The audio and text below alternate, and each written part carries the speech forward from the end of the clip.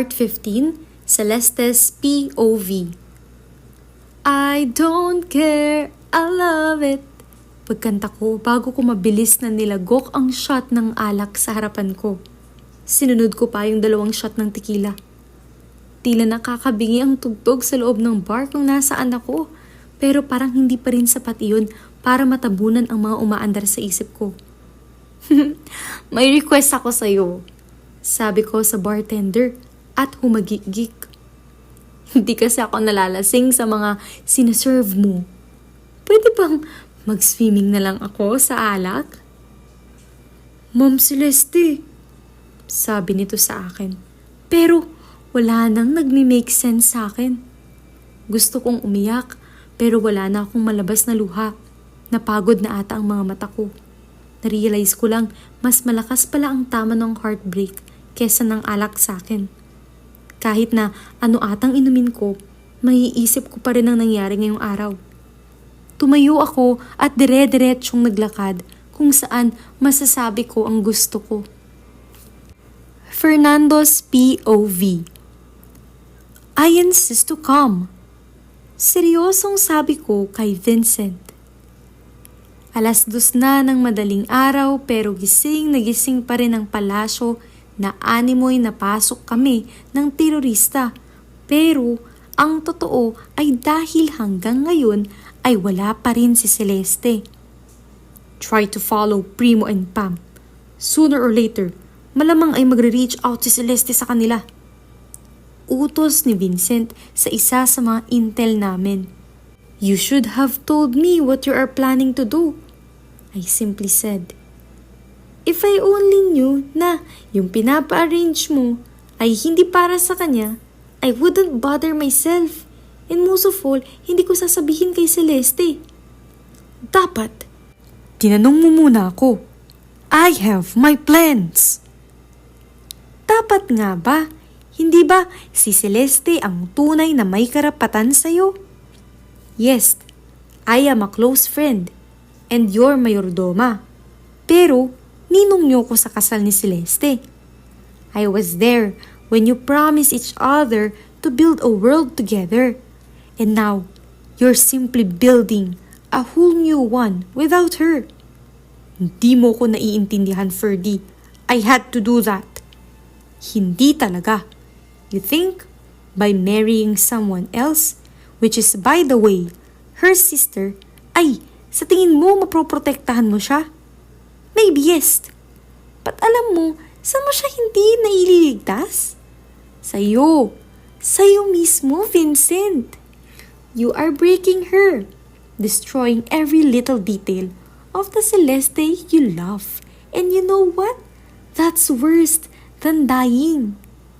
Sana, masabi ko sa'yo ang lahat at kung bakit kailangan kong gawin yun.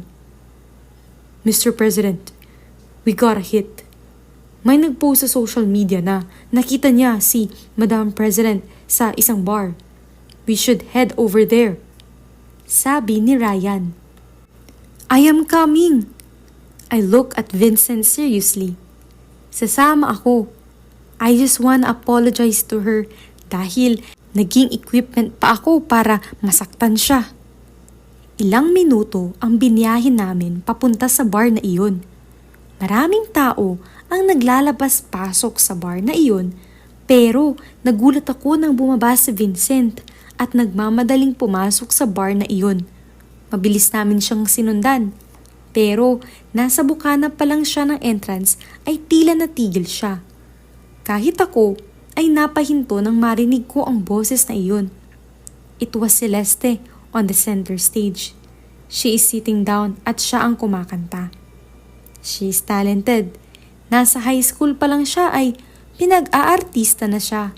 Pero gustong-gusto niyang makapagtapos muna hanggang sa nakilala niya si Vincent at tuluyan ng nabaon ang pag-aartista niya dahil ang naging pangarap na lang niya ay ang maging may bahay nito. Huminto siya na parang iiyak pero pinigilan niya dahil siguro sa dami ng tao na nandito. My heart was breaking, not just for Celeste but also for Vincent. Bakit nila pinapahirapan ang isa't isa? nagsisimula ng sumabay ang mga tao sa kanyang pagkanta. Marinig mo lang siyang kumanta, malalaman mo na kung gaano siya kasira ngayon. I think Vincent just wants to listen to her singing, pero nagkataon na lumingon si Celeste sa direksyon niya. Saglit na natigilan si Celeste. She even bit her lip and she just smiled at him. Definitely a fake one. And then she sang the song na parang sinasabi kay Vincent, and it's truly heartbreaking. People applauded loudly, pero mas malakas ang kabog ng dibdib ko. Noong naghiwalay sila dati at nabalitaan ko, I always thought and believed na magkakaayos din sila at magkakabalikan. Pero ngayong nakatitig sila sa isa't isa na para bang sila lang ang nandun ay iba. Matatapos na ba talaga sila? Mabilis kaming sumunod nang mabilis na tumalikod si Celeste at dumaan sa backdoor. Naabutan namin si Celeste sa backdoor ng bar na naghihintay. What is really weird ay ang malaking ngiti na nasa labi niya. I messed up, right? Tanong niya. Sorry. Naparami ang nainom ko. Masyado lang akong masaya ngayon. Akmang lalapit na ako nang maunang lumakad papalapit sa kanya si Vincent. Why did you drink too much? What if lumabas ito sa media? Tanong ni Vincent. Bakit? Hindi ba pwedeng magsaya? I mean, I should party because lumapit si Celeste kay Vincent to look at him straightly. Kasi pinakiusapan lang ng asawa ko, si ate, na pakasalan siya. And guess what? She said yes.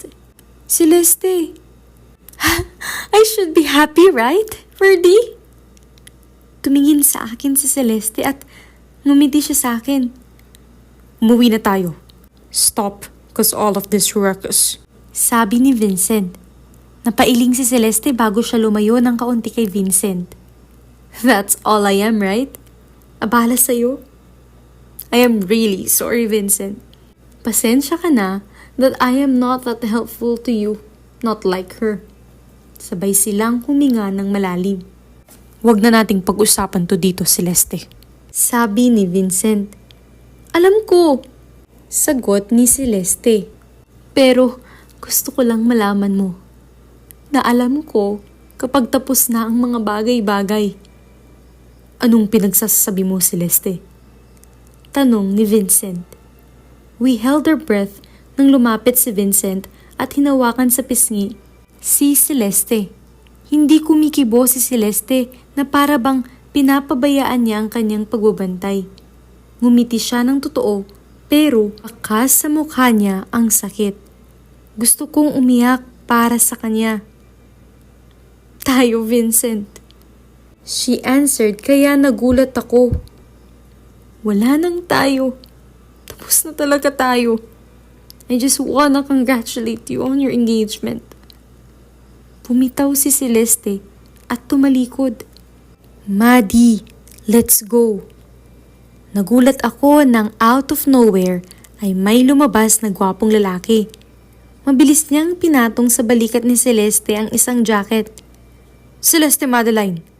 Sigaw ni Vincent. Natigilan si Celeste pero hindi siya humarap sa amin. At alam ko kung bakit. Dahil siya ay opisyal na nawasak. Vincent Grayson, I am still the president's wife. I still have my rights. And I want all of you to back off. Sasama ako kay Primo. He will take me back to Palacio. Celeste declared. She's not looking, pero alam kong umiiyak na siya. I will finish what we agreed on. Gagawin ko pa rin lahat para maprotektahan ka, Vincent. Kahit hindi mo nagawa yun para sa akin. Nagsimula na silang tumalikod at naglakad palayo ng kasama niyang si Primo at nang tuluyan silang mawala sa paningin namin ay tila nanghihinang humarap si Vincent sa akin. Tumakbo ako papunta sa kanya at niyakap siya. At iyon ang unang pagbagsak ng ika-46 na Pangulo ng Pilipinas.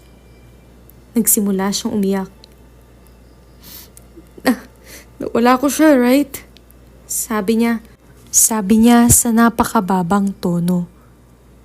Ayokong mawala siya. Ayoko. That night was the last night we saw Celeste. That night, the president's wife disappeared from everyone.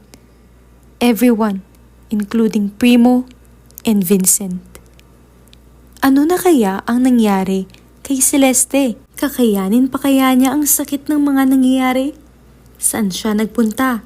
At tila kahit isa sa kanila ay walang nakakaalam. Abangan sa mga susunod na kabanata.